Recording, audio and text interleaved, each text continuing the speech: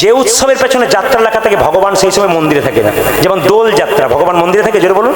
সেই সময় দেখবেন কি করে হোলি খেলার জন্য, ফাগ খেলার জন্য ভগবান মন্দির থেকে বেরিয়ে আসে। আবার দেখবেন রাস যাত্রা, জোরে বলুন, ভগবান মন্দিরে থাকে, তখন থাকে কেন? নৃত্য করবার জন্য বজগবিদের কাছে বেরিয়ে আসে। আর বলুন তো ঝুলন যাত্রা, ভগবান কিন্তু সেই দিন মন্দিরে থাকে না, কি করে? দোল খায় ভক্তদের সঙ্গে। তাই আগামী যে ঝুলন যাত্রা আসছে আপনাদের কাছে নিবেদন রইল, বাড়িতে একটা দোলনা করবেন, রাধা গোবিন্দকে স্মরণ করাবেন, একবার বাচ্চা ছেলের মতো দোল খাওয়াবেন। যত দোল খাওয়াবেন ভগবান যত আনন্দ পাবে, আপনি ঝুলন পূর্ণিমাতে তত কিন্তু আনন্দ পাবেন। মায়েরা, ঝুলন পূর্ণিমার দিনে আপনাদের কাছে নিবেদন রইল, কেউ কিন্তু ভাত খাবেন না। সবার কাছে নিবেদন রইল সে নিরামিষ খাবেন। আপনি আটা ময়দা খেতে পারেন, কিন্তু আপনি সেদিন কেউ অন্ন সেবা করবেন না, আমিষ সেবা করবেন না। ঝুলন পূর্ণিমা আগামীতে একবার সবার কাছে নিবেদন রইল, সেদিন ভগবানের ঝুলন যাত্রা সবাই মন দিয়ে করবেন, দেখবেন আপনাদের জীবন সুন্দর হয়ে যাবে। রাধারানী এবং গোবিন্দের মূর্তি যদি বাড়িতে রাখেন, তাহলে আপনারা রাধারানীর চরণ কিন্তু ঢাকা দিয়ে রাখবেন। রাধারানীর চরণ বছরে দুবার দেখতে হয়। কোন দিন? একদিন রাধা অষ্টমীর দিনে, একদিন গোপাষ্টমীর দিনে। খুব মাথায় রাখবেন, রাধারানী এবং গোবিন্দের মূর্তি যদি বাড়িতে থাকে, তো রাধারানীর কিন্তু চরণটা ঢাকা দেওয়া থাকবে। একটা কথা আপনাদের বলে যাই, ভগবানের চরণ আপনারা ধরবেন কেন? ভগবানের চরণে কি আছে? ভগবানের চরণে 19টা চিহ্ন আছে। ডান চরণে 11টা, বাঁ চরণে 8টা। যদি আপনারা অনুমতি দেন তাহলে 8টা চিহ্ন একটু ছোট করে আপনাদের বলে দেবো। আপনারা যারা ভগবানের চরণ ধরবেন, মায়েরা বলে না, যা যা যা শান্তি পাবি ভগবানের চরণ ধরলে। কেন শান্তি পাবেন? ভগবানের চরণে কি আছে? ডান চরণে 11টা চিহ্ন, বাঁ চরণে 8টা চিহ্ন। একটু ছোট করে আপনাদের বলে দিয়ে যাই 8টা চিহ্ন কি কি। মায়েরা, চন্দার্ঘ মানে চন্দ্র, অর্ধেকটা চন্দ্র। ভগবানের চরণে দেখবেন অর্ধেকটা চাঁদ আছে। আচ্ছা বলুন তো মায়েরা, ভগবান কৃষ্ণের জন্ম কখন হয়েছিল? অষ্টমীর দিনে না নবমীর দিনে? জোরে বলুন। অষ্টমীর দিনে, কৃষ্ণপক্ষের অষ্টমী। তাহলে অষ্টমীর চাঁদ কতটা? 16 কলায় পরিপূর্ণ চাঁদ। আকাশে 15 কলা, এক কলা বাবার কোথায় আছে? জটাতে আছে। 16 কলা হলো। তাহলে সবাই লক্ষ্য করুন, 16 অর্ধেক কত হয়? জোরে বলুন। অর্ধেক 8। এই অষ্টমীর চাঁদ বলেছিল গোবিন্দের চরণে, বলছে গোবিন্দ তোমার চরণে রয়ে যাবো। ভগবান বললে চিহ্ন রূপে তুই আমার কাছে থাক, আর চাঁদ রূপে তুই আকাশে থাক, তাহলে পৃথিবীকে আলো দিতে পারবি। আর কি মা? কলস। এইদিকে এইদিকে এদিকে গোবিন্দের বাঁ চরণের এই গোড়ালিতে 8টা কলস আছে, 4টা কলস আছে। এই 4টা কলস কোথায়? দেখবেন 4 জায়গায় কুম্ভ মেলা হয়। কোথায় কোথায়? এলাহাবাদ, উজ্জয়িনী, নাসিক, হয় না? হ্যাঁ হয় না মায়েরা? হরিদ্বার। কোথায় কোথায়? হরিদ্বার, এলাহাবাদ, নাসিক আর উজ্জয়িনী। এই 4টা জায়গায় কিন্তু কুম্ভ মেলা হয়। গোবিন্দের চরণে আপনারা কুম্ভ মেলাতে যান কেন? অমৃত প্রভার সন্ধানে। গোবিন্দের চরণে 4টা কলস আছে। যদি কেউ গোবিন্দের চরণ ধরন ধরতে পারে, তবে কুম্ভ মেলা যাওয়ার ফল ওইখানটাতেই লাভ হইবে। কত সুন্দর সুন্দর ব্যাপার গোবিন্দে, খালি শুনতে হবে আপনাদের একটু ছোট্ট করে। গোবিন্দের চরণ আর কি আছে মা? শঙ্খ। আর কি আছে? যে ত্রিকোণ, সত্য রজতম, সাত্বিক, রাজসিক এবং তামসিক, এই 3টে চিহ্ন। সত্য রজতম। আর কি আছে? ঘং। ঘং মানে কি? গোলাকার চিহ্ন। 8টা চিহ্ন বাঁ দিকে আছে, গোলাকার চিহ্ন মানে পৃথিবী যে গোল তার চিহ্ন। আচ্ছা, ধনুষী আছে। কামদেব মদন ভগবান শ্রীকৃষ্ণের সঙ্গে যুদ্ধ করতে গিয়ে নিজের ধনুকটা ফেলে চলে যাচ্ছিল, ধনুকের উপর ভগবান পা দিয়েছিল, সেই ধনুকের চিহ্ন কিন্তু গোবিন্দের চরণে এখনো রয়ে গেছে। মায়েরা, আর কি আছে বলুন তো? একটা হচ্ছে পষ্টিকং। তার মানে কি? সবাই লক্ষ্য করুন, ওই যে দেখবেন দুটো জিনিস। একটা হচ্ছে যে ভগবানকে মারবার জন্য অনেক রকম অসুর গিয়েছিল, তার মধ্যে একটা অসুরের নাম ছিল অরিত্রাসুর। অরিত্রাসুর দেখলো যদি আমি অসুর হয়ে যাই তার সামনে, তাহলে সে আমাকে মেরে ফেলে দেবে, তার চাইতে আমি গাভী হয়ে যাব। ভগবান দেখবেন দুটো প্রাণীকে খুব ভালোবাসে। কাকে বলুন তো? একটা গাভীকে আর একটা কাকে? যদি বলুন ব্রাহ্মণকে। কেন ব্রাহ্মণকে ভালোবাসে? ব্রাহ্মণের মুখ থেকে বেদ মন্ত্র উচ্চারিত হয়। কিন্তু কোনো ব্রাহ্মণ যদি লুঙ্গি পরে মদ খেয়ে রাস্তা দিয়ে পেরিয়ে যায়, ওই ব্রাহ্মণকে ভগবান ভালোবাসেন। আর কাকে ভালোবাসে? গাভীকে ভালোবাসে। কেন? গাভীর দুগ্ধ দিয়ে কি হয়? ঘি তৈরি হয়, আর সেই ঘিতে যজ্ঞ হয়। এই জন্য গাভীকে ভালোবাসে। এই জন্য দেখুন, গাভীকে ভগবান মারতে পারে না। ওই জন্য 9 লক্ষ ধেনুর মধ্যে কিন্তু অরিষ্টাসুর গাভী রূপে দাঁড়িয়েছিল। তো দেখি সব গরু চুপচাপ আছে, একটা গরু গুঁতাচ্ছে কৃষ্ণকে। মনে মনে ভাবছে, কৃষ্ণ ভাবছে আমাকে গুঁতাচ্ছে কেন? আর সব গরু ছায়া পড়ছে, এই গরুটা ছায়া পড়ছে না কেন? তখন তিনি অন্তর্যামী জানতে পারলেন কি, যে এটি হচ্ছে অরিত্রাসুর। তাকে কি করলেন? এমন আছাড় দিলেন যে পাগুলো ওপর দিকে, গরুর রূপে পাগুলো ওপর দিকে, নিচের দিকে রয়ে গেল সে। আর ভগবান খুরের উপর নৃত্য করলেন, গরুর খুরটা ভগবানের চরণে আছে। আর কি আছে বাবা? পুঁটি মাছ। এটা মনে থাকবে কিন্তু, ভগবানের চরণে পুঁটি মাছ। কেন? আপনারা যারা দান করছেন কিছু মনে করবেন না। যদি কাউকে কোনোদিন কোনো জিনিস দান করেন, বলবেন না যে আমি দান করেছি। দান করে বলতে নাই। যেমন দেখবেন আমাদের ওখানে দুর্গা মন্দির হয়েছে, তো মন্দিরে একটা ছেলে তার মায়ের নামে কি, আস্তে আস্তে মন্দিরে তার মায়ের নামে একটা কি দিয়েছে না, ফ্যান দিয়েছে। আর ফ্যানের নিচে লিখেছে রাজুবালা সরকার। ফ্যানও ঘুরছে, রাজুবালা সরকারও ঘুরছে। এই জন্য ফ্যান আপনার যে কিছু দেবেন, অনেকে দেবেন নাম দেয়। আমার মায়ের নামে দিলাম, আমার বাবার কি? তার দেওয়া জিনিস তো তুমি দিচ্ছ, অহংকার কিসের? যদি কেউ নাম দেয় তাহলে অহংকার জন্মায়। পুঁটি মাছটা কি করেছিল না, সত্যব্রত মনু রাজা, তিনি একদিন স্নান করতে গেছিলেন, একটা পুঁটি মাছ তার হাতে উঠেছিল। তো বলছে, মনু রাজা তুমি তো দান করো, তো তুমি আমাকে আশ্রয় দান করো, বড় বড় মাছগুলো আমায় খেয়ে ফেলবে, তুমি আশ্রয় দান করো। তার মনু বললো, তাহলে এক কাজ কর, আমার যে সুইমিং পুল আছে সেখানে ওকে রাখ, মানে যেখানে সাঁতার কাটে মনু রাজা, সত্যব্রত রাজা, সেখানে তাকে রাখা হলো। বিরাট আকার ধারণ করলো। পুকুরে রাখ, বিরাট আকার ধারণ করলো। নদীতে রাখ, নদীতে গিয়ে দেখলো তিমি মাছের উপর চেয়ে আকার ধারণ করলো। বললো, তুমি কে? সত্যব্রত মনু বললো, বলে আমি স্বয়ং ভগবান। কেন না, তুমি যে অহংকার করেছো দান দিয়ে, যে আমি বিরাট বড় দানী, তোমার অহংকার চূর্ণ করবার জন্য আমি পুঁটি মাছ রূপে তোমার কাছে আশ্রয় নিতে এসেছিলাম, তুমি আমাকে আশ্রয় দিতে পারলে না। দানের অহংকার কেউ কোনোদিন করো। আর কি বলুন তো, শঙ্খ, গোবিন্দের চরণে শঙ্খ ছিল। দেখবেন আগে দেখবেন মুনি ঋষিদের যজ্ঞ হতো, তা কিছু কিছু অসুর আছে, কিছু কিছু দৈত্য আছে, এর নাম হচ্ছে পঞ্চজন নামে একটা দৈত্য, বারবার মুনি ঋষিদের সব যজ্ঞ পণ্ড করে দিয়ে সমুদ্রের ভেতরে ঢুকে একবারে শঙ্খের ভেতরে লুকিয়ে থাকতো। ভগবান সেই পঞ্চজন্য শঙ্খ থেকে পঞ্চজন নামক অসুরকে হত্যা করে সেই শঙ্খের উপরে ভগবান পা দিয়েছিলেন। আর সেই শঙ্খের চিহ্নটা গোবিন্দের চরণে এখনো রয়ে গেছে। ভগবান শ্রীকৃষ্ণের সেবা আপনারা বাড়িতে করুন। এইদিকে ছেলেকে তিলে তিলে বড় করবেন। ছেলে বড় হয়ে আপনার সঙ্গে বেঈমানি করতে পারে। মেয়ে বড় হলে আপনার ভাগ নিয়ে আপনার কাছ থেকে সরে যেতে পারে, আপনাকে নাও দেখতে পারে। কিন্তু আপনি ছেলে মেয়েকে বড় করুন, তার সঙ্গে সঙ্গে বাড়িতে ছোট্ট গোপাল কিনে গোপালের সেবা করুন। যদি কেউ সকাল দুপুর সন্ধে গোপালের সব সেবা করতে পারেন, পৃথিবীতে সবাই ছেড়ে চলে গেল, গোপাল কিন্তু তোমাকে কোনোদিন ছেড়ে যাবে না। যারা অগ্রদ্বীপের গোপীনাথ লীলা শুনেছেন মায়েরা, অগ্রদ্বীপের গোপীনাথ স্বয়ং ভগবান তার বাবার কি করেছিল, তার বাবার কি করেছিল, প্রতিশ্রাদ্ধ পালন করেছিল। তাই আপনাদের কাছে নিবেদন রইল, এই জগতে সবাই পালিয়ে যেতে পারে, কিন্তু গোবিন্দ পালাবেন না। আচ্ছা মায়েরা, আপনারা অনেকে বলেন আমরা প্রসাদ ভোজি হতে পারিনি। আচ্ছা হাত তুলবেন তো, কারা কারা প্রসাদ ভোজি হতে পেরেছেন? প্রসাদ ভোজি কেউ হতে পেরেছেন? প্রসাদ ভোজি মানে সারাদিন প্রসাদ পান, ভগবানকে দিয়ে পান, এমন কেউ হতে পেরেছেন? আচ্ছা কেউ হতে পারেন না, 2-4 জন হতে পেরেছেন। আমি একটু বলে যাই, আপনারা প্রসাদ ভোজি হবেন, একটা উপায় আজকে বলে যাই, এই উপায়টা আপনারা অবলম্বন করবেন। আচ্ছা মায়েরা, বিশেষ বিশেষ দিনগুলোতে বাড়িতে নিরামিষ খেতে হয়। কোন কোন দিন বলুন তো? জন্মাষ্টমী, রাধাষ্টমী, মনে থাকবে, জগন্নাথ দেবের রথযাত্রা, আর কি অমাবস্যা, পূর্ণিমা। একাদশীর দিনে কেউ যদি একাদশী পালন না করতে পারে, বাড়িতে অন্তত নিরামিষ প্রসাদ তৈরি করতে পারে। তাহলে আপনাদের আমি বলতে চাই যে বিশেষ বিশেষ দিনগুলোতে আপনারা বাড়িতে নিরামিষ প্রসাদ করুন। বিশেষ বিশেষ দিনগুলোতে আপনারা বাড়িতে নিরামিষ প্রসাদ করুন। কিভাবে করবেন আমি বলে দিই। যেমন ধরুন বৃহস্পতিবার কোনো হিন্দু বাড়িতে যদি মাছ মাংস হয়, ওটাকে হিন্দুর বাড়ি বলে কোনো মতে গণ্য করা যাবে না। সবাই শুনবেন, বৃহস্পতিবার, গুরুবার, সেই দিন যদি আপনার বাড়িতে আমিষ হয়, ওই বাড়িটাকে কোনো মতে হিন্দুর বাড়ি বলে গণনা করা যেতে পারে না। একবার পাক্কা জেনে রাখুন, আপনার বৃহস্পতিবার হাজার কুটুম্ব আসতে পারে, আপনাকে কিন্তু নিরামিষ রান্না করতে হবে, সে যেই আসুক না কেন। এবার বলে দিই, নিরামিষ যেদিন খাবেন সেদিন আপনার কাজ করবেন। সবার কাছে নিবেদন রইল, সব কিছু কিনতে পাচ্ছেন, এখন মানুষের খুব একটা অভাব নাই, আপনার সব কিছু কিনতে পাচ্ছেন, কিন্তু একটা জিনিস করবেন কি, একটা গোপাল কিনে আনবেন, খুব বেশি দাম নয়। বাজার যাবেন, ছেলের জন্য মিষ্টি কিনতে যাবেন, আপনার মনে হবে গোপাল একটা মিষ্টি কিনি। ছেলের জন্য একটা জামা কিনতে যাবেন, কি মনে হবে, আমি গোপালের জন্য একটা জামা কিনে নিয়ে যাই। মানে গোপালও আপনার সন্তান হয়ে যাবে, যদি আপনি ভালোবাসার মতো ভালোবাসতে পারেন। যেদিন নিরামিষ হবে বৃহস্পতিবার দিন, সেদিন মায়েরা শুনে রাখুন, আলাদা হাঁড়ি করা কিন্তু বাড়িতে করবেন। সবার কাছে নিবেদন রইল, এখন কিন্তু অভাব কারো নাই, খুব ভালোভাবে বারবার বলছি, এগুলো অন্তত করতে পারবেন। বাড়িতে হাঁড়ি করা, ছোট করে একটা নিরামিষ হাঁড়ি করা করবেন। এটা আপনি কি করবেন না, সেদিন কিন্তু ভগবানের ভোগ যেদিন দেবেন, সেদিন কিন্তু এই সেদ্ধ চাল দিয়ে হয় না। কি চাল দিয়ে হয় জেনে বলুন? আতপ চাল দিয়ে হয়। সেদিন কিন্তু সেদ্ধ চাল দিয়ে ভোগ হয় না। আপনি আতপ চালে প্রসাদ তৈরি করলেন, ডাল করলেন, সবজি করলেন, সব কিছু খুব কম পরিমাণে করলেন, আর এমনি রান্না হয়ে গেল নিরামিষ বাড়িতে।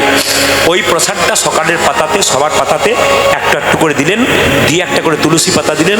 ছেলেটা জিজ্ঞেস করবে, মা প্রতিদিন তুমি অন্যরকম সেবা করো, আজকে অন্যরকম সেবা করাচ্ছ কেন? বাবা আজকে ভগবানের ভগবানের প্রসাদ পাচ্ছিস। তা সপ্তাহে যদি প্রতি বৃহস্পতিবার একবার করে ভগবানের প্রসাদ দিতে পারেন, আপনি প্রতিদিন আপনাকে বলবো না, অন্তত একবার বৃহস্পতিবার যদি বাড়িতে বাড়িতে একটু প্রসাদ তৈরি করতে পারেন, তাহলে দেখবেন সকলের মধ্যে ভক্তির উদয় হবে। আগে স্কুলে ভর্তি হতে হবে, তবে তো আপনি পরীক্ষায় পাস করবেন। স্কুলকে গেলেনই না, আপনি কি করে জানবেন স্কুলের মর্ম? আগে প্রসাদ শুরু করুন না, ভগবানের ভজন শুরু করুন, দেখবেন জীবন সুন্দর হয়ে যাবে। মায়েরা যারা প্রসাদ ভোজী হয়, যারা কৃষ্ণ ভক্ত হয়, তাদের জীবনটা খুব ভালো হয়। দেখবেন অনেক লোকের প্রচুর টাকা আছে, আমি জিজ্ঞেস করি, দাদা কেমন আছেন? আর বলবেন না, খালি টেনশন। বলে কেন? আমার স্ত্রী থাকে 4 তলায়, আমি থাকি 1 তলায়, কথাও নাই দেখাও নাই, খালি টেনশন। দেখবেন। আর দেখবেন কৃষ্ণ ভক্তকে জিজ্ঞেস করবেন, দাদা কেমন আছেন? হরির কৃপায় ভালোই আছে।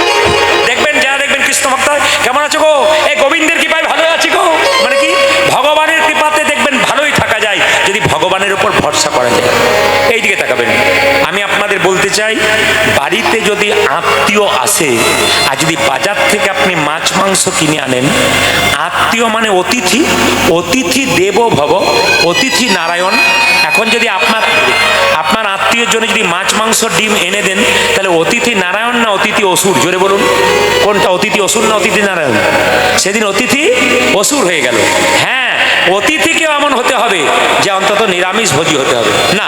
আপনারা আমিষ খাবেন, আমি আপনাদের বারণ করব না, কিন্তু বারবার বলবো চেষ্টা করবেন যারা আমিষ ভোজী খুব বড় আছেন, তারা অন্তত নিরামিষ প্রসাদ সপ্তাহে 1 দিন করে করুন, প্রতি বৃহস্পতিবার।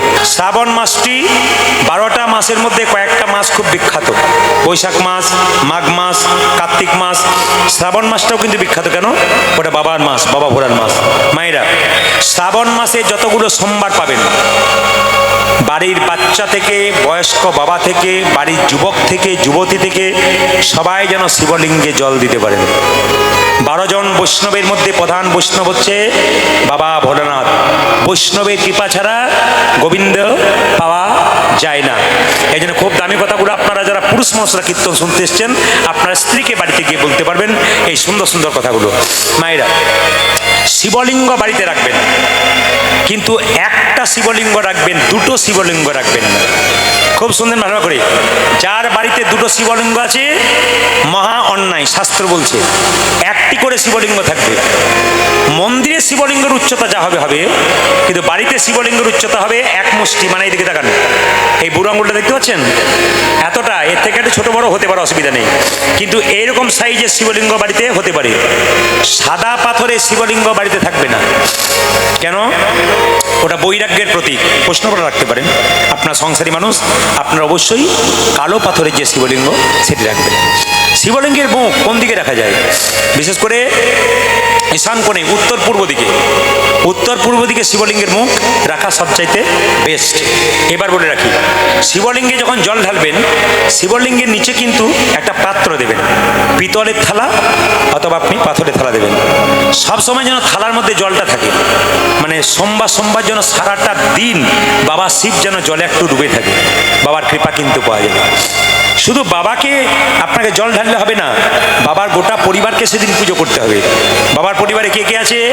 দেখবেন নন্দী সার আছে না, যেটা বলুন, নন্দী আছে। আচ্ছা, এবার বলি, কার্তিক আছে, গণেশ আছে, আর মা দুর্গা আছে। শুধুমাত্র আপনারা ভাবেন যে শিবলিঙ্গ জল দিয়ে দিলাম, শিবলিঙ্গকে পুজো করলাম, তা নয়। শিব খুশি হয় কখন? যখন গোটা পরিবারকে কেউ যদি ভক্তি করে পুজো করতে পারে। ওই জন্য আগামী শ্রাবণ মাসে প্রতি সোমবার হ্যাঁ দেখবেন আপনারা, হ্যাঁ, বাসুকিনাথ বলে একটা জায়গা আছে, ওখানে আপনারা যাবেন, ঝাড়খণ্ডে প্রচুর ভক্ত জায়গায়। আপনার যত শিব মন্দির আছে, হ্যাঁ, সব জায়গায় দেখবেন সোমবার শিবে জল ঢালা। শুধু সোমবার নয়, প্রতিটি দিন একবার রাত্রিবেলায় মেয়েরা, হ্যাঁ, আমাদের যে হুগলি জেলা আমরা গান করি, তো হুগলি জেলাতে আপনার একটা মন্দির আছে, ওটার নাম কি বলুন তো? ওটার নাম কি? তারকেশ্বরের মন্দির। ওখানে দেখবেন মেয়েরা ছেলেরা 40 কিলোমিটার দূরে হাঁটতে হাঁটতে হাঁটতে হাঁটতে বাঁক কাঁধে নিয়ে জল ঢালতে যাচ্ছে। একটা ছেলেকে জিজ্ঞেস করলাম, হ্যাঁ রে, তুই জল ঢালতে যাচ্ছিস কেন? বলছে আমার ছেলে বইয়ের মঙ্গলের জন্য।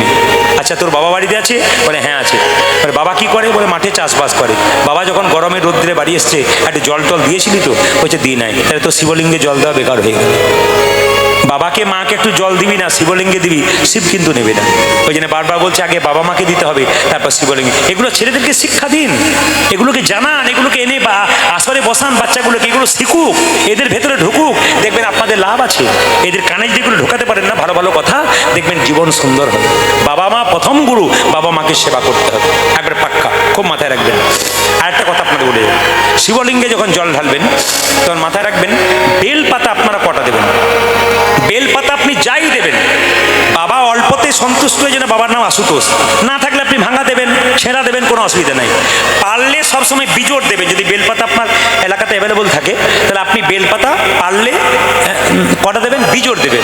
সবচাইতে ভালো হয় যদি বেলপাতা প্রচুর থাকে আপনার এলাকায়, তাহলে 11টি বেলপাতা দিলে ভালো হয়। কেন?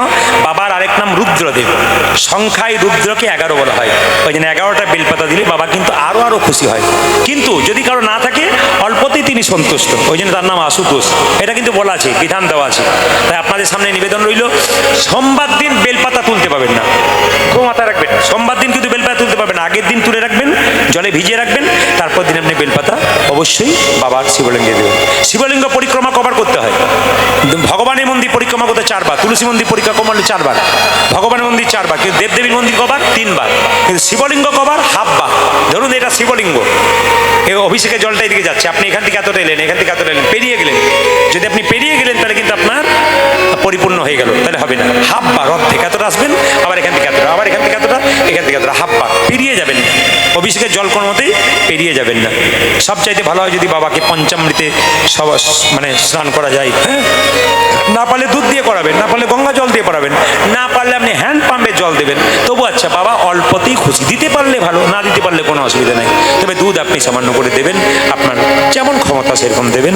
বলুন বাবা ভোলানাথ কি, বাবা ভোলানাথ কি, বাবা ভোলানাথ কি। যেখানে আপনারা কীর্তন শুনতে যাবেন, ভক্তের পাশে কীর্তন শুনবেন, প্রসাদ পাবেন, ভক্তের পাশে বসবেন, অভক্তের পাশে বসবেন না। কেন বলুন তো? অভক্ত কীর্তন শুনতে আসে, ও বলে চল প্রদীপ পালকে 10 মিনিট দেখে আসি, তারপর চলে যাবো। বারবার হাই তোলে, তারপর দেখবেন ব্যাগটাকে গুটিয়ে দিব্যি রাস্তা খুঁজে, এটা হচ্ছে অভক্ত। এদের সামনে কীর্তন শুনলে কিন্তু আপনার মতি জন্মে না। ভক্তের পাশে কীর্তন শুনবেন, দেখবেন ভক্তকে বলতে না বলতে উনি আপনি হাত তুলে দেবে, তখন দেখবেন ওনার হাত তোলা দেখে আপনার হাতটাও পাশ থেকে উঠে যাবে। ভক্তের পাশে বসতে হয়। প্রসাদ পাবেন, ভক্ত যখন প্রসাদ পাবে তখন জনার্দন বলে প্রণাম করবে, প্রসাদ পাবে। ওই জন্য ভক্তের পাশে বসে প্রসাদ পেতে হয়। যে কোনো কীর্তন, হরিকথা, কৃষ্ণ কথা, ভাগবত কথা, রামায়ণ কথা যখনই শুনতে যাবেন, স্থির চিত্তে একভাবে বসবেন। যিনি দেখবেন খুব ধৈর্যবান, খুব ভক্ত মানুষ, তার পাশে বসে কীর্তন শুনবেন, আপনার কৃপা হয়ে যাবে। এর থেকে প্রমাণ কি? যে মা দেখবেন খুব স্থির, তার ছেলে জীবনে স্থির হবে। যে বাবা দেখবেন খুব স্থির, হরিকথা কৃষ্ণ কথা শুনে চুপচাপ বসে বসে, তার ছেলে দেখবেন স্থির হবে। ভবিষ্যতে সে বলতে পারবে আমার ছেলে চঞ্চল নয়, কেন? আমি কৃষ্ণ কথা, হরি কথা শুনি, আমার রক্তে কৃষ্ণের প্রভাব বইছে, ওই জন্য আমার ছেলে কৃষ্ণ ভক্ত। এই তিলকের কথা যখন বললাম, তখন আপনাদের বলে যাই, যে যেখানে বসে আছেন, এই যে তিলক করেছেন, মায়েরা তাকান আমার দিকে, সবাই তাকান। এই যে গোবিন্দের ললাটে তিলক আছে, উনি তিলক দিচ্ছেন, একটু তত্ত্বটা শুনে দেখুন। এই যে তিলক দেখছেন, তিলকের কটা দাগ দেখছেন? জোরে বলুন, জোরে বলুন, কটা? দুটো। আচ্ছা, একটা দাগ কে? একটা দাগ হচ্ছে ব্রহ্মা, একটা দাগ কি? মহেশ্বর। মাঝখানে ফাঁকা জায়গাটা কি? ভগবান বিষ্ণু। তাহলে যার কপালে ব্রহ্মা, বিষ্ণু, মহেশ্বর আছে, তার কপাল কি কোনোদিন খারাপ হতে পারে? এগুলো আপনাদের বুঝিয়ে যায়, আপনারা নেবেন কি না নেবেন। অনেকে বলে, দেখবেন আমাদের গ্রামে একটা ব্যাপার আছে কি, আমি একটু গ্রাম্য এলাকায় বাস করতাম আগে, তখন পাশের মেয়েরা বলতে, একজন মেয়ে তিলক করছে, মালা করছে, পাশের মেয়েটা বলছে, বাবারে হারাধনের বইয়ের কি ঢং দিদি, তিলক করেছে, মালা করেছে, ও বোধহয় ভগবান আগেই পেয়ে যাবে। হিন্দু ধর্মের সবচাইতে লজ্জা এইটাই, আপনি তিলক করবেন, মালা করবেন, আপনি যাতে না করতে পারেন, 5 জন আপনার পেছনে লেগে যাবে। অন্যান্য ধর্মের মানুষ ধর্মীয় মানুষকে সম্মান দেয়, আর আমাদের ধর্মীয় মানুষ রাস্তায় পেরিয়ে গেলে আমরা ঠাট্টা করি। দিনের পর দিন আমরা আমাদের ধর্মটাকে নিচের দিকে নামিয়ে দিচ্ছি। এই জন্য অন্য ধর্মের মানুষরা নিজেদের ধর্মটাকে বাড়াচ্ছে, আর আমরা আমাদের ধর্মটাকে নিজেদের দোষের নিচের দিকে নামিয়ে দিচ্ছি। এগুলো সাবধান থাকতে হবে। আপনি নিজেকে হিন্দু বলে গর্ব করে প্রচার করতে পারবেন না, কেন? আপনি তো ধর্মই করেন না। এই জন্য আপনাকে ধর্মের ধ্বজাধারী হতে হবে, আপনাকে কিন্তু ধর্ম করতে হবে, হরিকথা শুনতে হবে, তবে তো সনাতন ধর্ম টিকবে। মহাপ্রভু যত কষ্ট করে হরিনাম দিয়েছিলেন, সন্ন্যাস গ্রহণ করে আমাদের জন্যে, সংসার ত্যাগ করে, আমরা মহাপ্রভুকে কি সম্মান দিলাম? নবদ্বীপ নদিয়ার মাটিতে মহাপ্রভু আছেন, তাকে আমরা কি সম্মান দিলাম যে তার নাম শুনতে না পারলাম? এর মতো দুঃখ আর কি হতে পারে, যন্ত্রণা কি হতে পারে? মায়েরা তাকান, এই যে তিলকটা দেখতে পাচ্ছেন, আমি কি বললাম? হ্যাঁ, এইটাকে যদি গোবিন্দের চরণ ধরা হয়, এই যে দেখেন এইখান থেকে এটা যদি গোবিন্দের চরণ ধরা হয়, তাহলে এই যে ফোঁটা মতো ওটা কি? তুলসী পাতা। গোবিন্দের চরণে যেমন তুলসী পাতা দেওয়া হয়, এই যে ফোঁটা মতো দেখছেন ওটা তুলসী পাতা। কতটা দেবেন? একটা নাককে 3 ভাগ করে 4 ভাগ করলে 3 ভাগ পর্যন্ত ফোঁটা দেওয়া যায়। এবার আপনার সুন্দর তত্ত্বটা শুনে রাখুন। এই আঙ্গুলে কাকে তিলক দেবেন? এই আঙ্গুলে কাকে তিলক দেবেন? এই আঙ্গুলে কাকে তিলক দেবেন? এই আঙ্গুলে কাকে তিলক দেবেন? এই আঙ্গুলে কাকে তিলক দেবেন? 5টা আঙ্গুলে 5 জনকে দেওয়া যায়। তাকাবেন, এটার নাম কি? বৃদ্ধাঙ্গুষ্ঠী। বুড়ো আঙ্গুলে তিলক কাকে দেবেন? তাকান, ধরুন মন্দিরে কোনো ব্রাহ্মণ পুজো করছে, আপনি বললেন বাবা মায়ের একটু তিলক আমার কপালে দাও না। যদি তিনি প্রকৃত ব্রাহ্মণ হয়, আমার দিকে তাকান, তিলকটা কিন্তু এই আঙ্গুলে দেবে। সবাই তাকিয়ে দেখে নিন, তিলক কিন্তু শাস্ত্র বলছে তিলক কিন্তু এই আঙ্গুলে দেবে, যদি যিনি প্রকৃত ব্রাহ্মণ হয়। এমনি আপনি তিলক করছেন, কেউ যদি বলে একটা ফোঁটা দিয়ে দাও তো তিলকে, আপনি এই আঙ্গুলে দিতে পারবেন না, এই আঙ্গুলে দিতে পারবেন না। নিয়ম হচ্ছে সবসময় এই আঙ্গুলে। এই আঙ্গুলটা কিন্তু অন্যজনকে তিলকের ফোঁটা দেওয়ার জন্য এই আঙ্গুলটা তৈরি, এটা বৃদ্ধাঙ্গুষ্ঠী। এই আঙ্গুলে কাকে দেবেন? আপনার বাড়ির পাশে কেউ মারা গেছে কিংবা বাড়িতে কেউ মারা গেছে, মৃত ব্যক্তির কপালে তিলক দিতে হয়। কোন আঙ্গুলে দেবেন? সবসময় মাথায় রাখবেন তর্জনী। আপনার পাশের বাড়িতে কেউ মরে গেছে, আপনি যদি তিলক করবার সুযোগ পান, আপনার মতো ভাগ্যবান ভাগ্যবতী কেউ নাই। আপনি যখন তিলক করবেন মাথায় রাখবেন এই আঙ্গুলটা কিন্তু আপনার অন্যকে, মৃত ব্যক্তির কপালে তিলক করার জন্য। এটা কাকে? এটা স্বয়ং নিজেকে তিলক করার জন্য এই আঙ্গুলটা, নিজেকে তিলক করার জন্য এই আঙ্গুলটা। এই আঙ্গুলে তিলক করবেন কাকে? দেখবেন গুরু মন্ত্র যারা নিয়েছেন তাদের দেখবেন এই আঙ্গুল থেকে মন্ত্র ভজন করা হয়। এই আঙ্গুলটার নাম অনামিকা, ভগবান বিষ্ণুর আঙ্গুল। তুলসী পাতা দেবেন গোবিন্দকে, টাচ থাকবে এই আঙ্গুলটা। বাতাসা দেবেন গোবিন্দকে, টাচ থাকবে এই আঙ্গুলটা। এই আঙ্গুলটা টাচ থাকতে হবে আপনার। এই আঙ্গুলটা ভগবানের আঙ্গুল কিন্তু, হ্যাঁ, এটা কিন্তু ভগবানকে দিতে হবে, গুরুদেবকে দিতে হবে, এই আঙ্গুলে কিন্তু দিতে হয়। আর এই আঙ্গুলে কাকে তিলক দিতে হয়? কাকে? ভাইয়ের কপালে দিলাম ফোঁটা, জমের দুয়ারে পড়ল কালি। প্রত্যেকটা আঙ্গুলে একটা করে ব্যাখ্যা আছে। তবে যারা মনে মনে করছেন আপনি তো দিব্যি বলে চলে যাবেন, কিন্তু বাজারে যা চলছে তাতে আমার তো মাঝে খারাপ লাগে, তো ছেলেগুলো খায়, আমারও খেতে ইচ্ছা করে, তিলক নেবো কী করি? হ্যাঁ, আপনারা যারা খাচ্ছেন খান, বিশেষ কয়েকটা দিনগুলোকে মানবেন। আর একটা কথা বলে যাই, আপনারা প্রতিদিন জল তিলক করবেন, শাস্ত্র বিধান দিয়েছে। জল তিলক মানে কি? আপনি দুপুরে যা খাচ্ছেন খান, কিন্তু স্নান করার পর যেমন ভগবানকে প্রণাম করেন, তখন কি করবেন? তুলসী তলার কাঁচা মাটি এরকম করে নিয়ে নিজের বাচ্চাকে শেখাবেন, নিজেরা নেবেন, একটা করে ফোঁটা নেবেন। আর একটা জল তিলকের বিধান কীরকম? আপনি স্নান করলেন, মন্দিরে গেলেন, তো এই হাতে জলটা নিলেন, জলটা নিয়ে আপনি এই আঙুলে এরকম করে দুটো দাঁড়ি দিয়ে দিলেন, ফোঁটা দিয়ে দিলেন, আপনার কিন্তু জল তিলক হয়ে গেল। কেউ দেখতে পেল না, কিন্তু জল তিলক হয়ে গেল। এটা থেকে আপনার শুরু করুন। প্রথমে হাফ পেটেলে সাইকেলে চাপতে চাপতে অনেকে দেখবেন সিটে চাপবার ইচ্ছা হয়। আগে শুরুটা করুন, তবে তো আপনি ওপর দিকে উঠতে পারবেন। সব জাতি, হিন্দু জাতি এইটাই লজ্জা, আমরা বুঝি না রথযাত্রা কি, আমরা বুঝি না দোল পূর্ণিমা কি। ওই দিন আমরা মনের মধ্যে আসা, আজকের দিনে কিন্তু মাংস খেতেই হবে, কারণ আজকে দোল পূর্ণিমা, আজকে রথযাত্রা, আজকে না খেলে সারা বছর খেতে পারি না। মানে আমাদের কত ধারণা দেখুন, এই আমাদের ধর্ম সম্পর্কে আমাদের জ্ঞান নাই বলে তো আমরা নিচের দিকে নেমে যাচ্ছি। মায়েরা দেখবেন আমরা রাস্তা দিয়ে যাই, মা কালীর চড়াতা তোলে, রক্ষা কালী, দক্ষিণা কালী, শ্মশান কালী। বললাম হ্যাঁ রে, তোরা কৃষ্ণ পুজো করতে পারিস না? বলে কৃষ্ণের পুজো কেন করবো? কৃষ্ণ তো নিরামিষ, কিছু খায় না। বলে কেন? কালী পুজো করবো, এমনি করে দেবো, মানে কালী পুজোয়। তো উনি কি বলছেন দেখুন, মাতালটি বলছে, প্রদীপবাবু আজকে আপনার মাঝদিয়াতে গান আছে, আমি খবর পেয়েছি, তবে কিছু মনে করবেন না, আমি কবিতা লিখি। বললাম কি কবিতা লেখেন? বলছে আমার শর্টে বলুন, আমি পৌঁছাতে হবে। তখন কবিতা কি বলছে দেখুন, বলছে আপেলে পোকা দুধে জল, বিড়িতে শক্তি মদে বল। বাবারে কি কবিতা শুনলাম গো! এই নদিয়ার মানুষও কবিতা লিখতে পারে, আমার আগে জানি ছিল না। কি বলছে দেখুন, বলছে আপেলে পোকা দুধে জল, বিড়িতে শক্তি আর মদে বল। আমার বাহ, দারুণ কবিতা লিখেছে, তোমাকে প্রণাম জানাই। আপনাকে এক লাইন বলতে হবে, আমাকে বলছে আমি কবিতা জানি না। বললাম তুমি কি খাও? বলছে জেডি খাই। আমার তাহলে এক লাইন বলি নিয়ে চলে যাই। বললাম খাবে জেডি, ফুলবে বডি, শ্মশান তোমার জন্য রেডি। তখন ও বলছে আজ আর কীর্তন শুনতে তোমার যাবো না, আমার না যাওয়ার দরকার নেই, কিছু মনে করবেন না, পার্টি সব জায়গাতে আছে। আচ্ছা মায়েরা একটু বলবেন তো, ভগবানের এই মাথাতে কোন পাখির পালক ছিল? কাকের না কোকিলের? জোরে বলুন। যে ঘুমাচ্ছে তিনি বলুন। হ্যাঁ, যিনি ঘুমাচ্ছেন সে বলছে ঘুমানোর কোনো উপায় নেই। এই যে দেখান, হ্যাঁ গান আরম্ভ বোধ একটু বিকালে করলে ভালো হতো, নাকি বলছেন? বাবার অনেক মায়ের খুব ঘর যাবার চিন্তা, দেখছে পেছন দিকে যে কে পালালো, তাহলে আমাকেও যেতে হবে না। যত কীর্তনে আসলে ঘর ঘর করবেন, মৃত্যুর সময় গলা তত ঘর ঘর ঘর ঘর ঘর ঘর ঘর ঘর ঘর ঘর ঘর ঘর ঘর। তাই সাবধান থাকবেন, কিন্তু কীর্তনে আসলে ঘর ঘর ঘর ঘর করা চলবে না। আমার দিকে তাকাবেন, এই যে ময়ূরের পালক নিতে বলতেন তো, আচ্ছা তাকান, ভগবান শ্রীকৃষ্ণ এত পাখির পালক থাকতে ময়ূরের পালক নিল কেন মা? সবাই তাকান, ময়ূরের পালক কেন নিল? বলছে ত্রেতা যুগে রামচন্দ্র 14 বছরের জন্য বনবাসে গেলেন, তখন দেখবেন রাবণ সীতাকে হরণ করে নিয়ে চলে গেল। একটা পাখি কিন্তু বাধা দিয়েছিল। জোরে বলুন তো পাখিটার নাম কি? জোরে বলুন। বাহ, এ তো সবার মুখস্থ আছে। কি পাখি? জটায়ু পাখি, জটায়ু। এখন সেই জটায়ুর ডানা কাটলো কে? রাবণ। জটায়ু ছটপট ছটপট করছে, রামচন্দ্র বলছে জটায়ু তোমার অবস্থাকে এরকম করলো কে? জটায়ু কেঁদে কেঁদে বলল, প্রভু মাকে বাঁচানোর চেষ্টা করলাম কিন্তু বাঁচাতে পারলাম না, তবে আমার ডানা কেটেছে রাবণ, আমি মৃত্যু হব, মরবো তোমার চরণ তলে, আমাকে পার্থ আশীর্বাদ করো আমাকে, যেন জন্মে জন্মে তোমার চরণ লাভ করতে পারে। সঙ্গে সঙ্গে বললো, ওরে শোন, আগামী দাপরে ওগো, পাখিটাকে বললো, ওগো আগামী দাপরে আমি কৃষ্ণ হব, তখন তুমি হবে ময়ূর পাখি, তোমার পুচ্ছটা আমি মাথায় নেব। ভগবান শ্রীকৃষ্ণ মাথায় ময়ূর পুচ্ছ নিয়েছে। আচ্ছা মায়েরা তাকান তো, আমি কি একবার বলেছি নদীর জল? আমি কি বলেছি ইন্দারার জল? আমি বলেছি কাল সকাল থেকে সন্ধে পর্যন্ত যে যে নয়ন জলে ডুবতে পারবে ভগবানকে সেই দেখবে। মায়েরা, ভগবানে বললেন, খুব মন দিয়ে শুনবেন, ভগবানে বললেন আমাকে দেখার চেষ্টা করো না, মন্দিরে আমি থাকি, আমার হাত আছে কিন্তু নড়ে না, আমার পা আছে কিন্তু চলে না, আমার কোমর আছে কিন্তু দোলে না, আমার মুখ আছে কিন্তু খাই না, আমার চোখ আছে কিন্তু দেখি না, আমার সৃষ্টির দিকে তাকাও, আমি আছি। তবে কি মন্দিরে যাবে না? অবশ্যই যাবে। মন্দিরে যে করে উপাসনা তার দূর হয় বাসনা।